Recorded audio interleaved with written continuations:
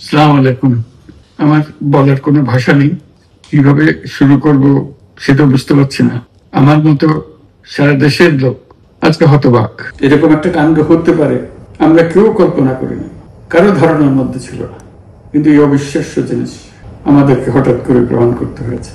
Milestone school and কলেজের যে দুর্ঘটনা, প্রশিক্ষণ বিমান বিধ্বস্ত হয়ে এই কচি শিশুদের উপরে ঝাঁপিয়ে পড়লো, আগুনে পুড়ে মরলো। মা বাপদের আমরা কি জবাব দেব? কি বলবো তাদেরকে? আমরা নিজেদেরকে তো জবাব দিতে পারছি না। অজানা শিশুদের মুখ সবার চোখে ভেসে উঠছে। সারা জাতি হতভম্ব বা ক্রুদ্ধ। শোকাহত বললে খুব কম বলা হবে। এই দুর্ঘটনার রেশ এখনো কাটেনি। এখনো লাশ আসছে হাসপাতালে, এখনো হাসপাতালে মারা যাচ্ছে। মা বাপ এখনো খোঁজ দিচ্ছে আমার সন্তান কোথায়, তাকে আর কোনোদিন চেনা যাবে কিনা। ওয়ালটন এখন দেশের সীমানা পেরিয়ে পৌঁছে গিয়েছে 50টিরও বেশি দেশে।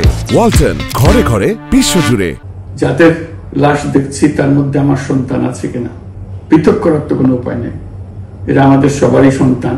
হঠাৎ করে চিরদিনের জন্য চলে গেল। আমরা অবশ্যই তদন্ত করব, তদন্ত তো তারা ফিরে আসবে না। আমরা চিকিৎসার ব্যবস্থা করছি, সবাই ঝাঁপিয়ে পড়েছে। সকল হাসপাতাল, সকল মানুষ ছুটে আসছে। আমরা সবার কাছে অনুরোধ করছি, হাসপাতালে ভিড় করবেন না, কারণ যারা আহত তাদের জন্য এটা ভালো না। তাদের শরীরে রোগ প্রতিরোধের শক্তি নেই। আমরা ভিড়ে থাকলে আমাদের শরীর থেকে কি রোগ তাদের মধ্যে ছড়িয়ে পড়বে তা বলা মুশকিল। কাজে দূরে থেকে দোয়া করেন সবাই। আমরা বাবা মা আত্মীয় স্বজন সবার কাছে আমাদের সহানুভূতি জানাচ্ছি। বাংলাদেশের যত সন্তান আছে সবাই আপনাদের সন্তান। আমরা নিজেদের মনকে সান্ত্বনা দেওয়ার চেষ্টা করুন। আমরা সবাই নিজেদের মনে সান্ত্বনা দিচ্ছি, কিন্তু আপনাদের সান্ত্বনা বিরাট ব্যাপার। আমরা সবাই আপনাদের সঙ্গে আছি। জাতির সমস্ত লোক আপনাদের সঙ্গে আছে। আমরা তাদের জন্য শোক দিবস ঘোষণা করেছি। আগামীকাল শোক দিবস। আমরা সবাই মিলে তাদের কথা স্মরণ করব, তাদের আত্মার শান্তি কামনা করব। আজকে থেকে সবাই তাদের আত্মার জন্য, তাদের রোহের জন্য মাগফিরাত কামনা করব। আল্লাহ আপনাদেরকে শান্তি দিন।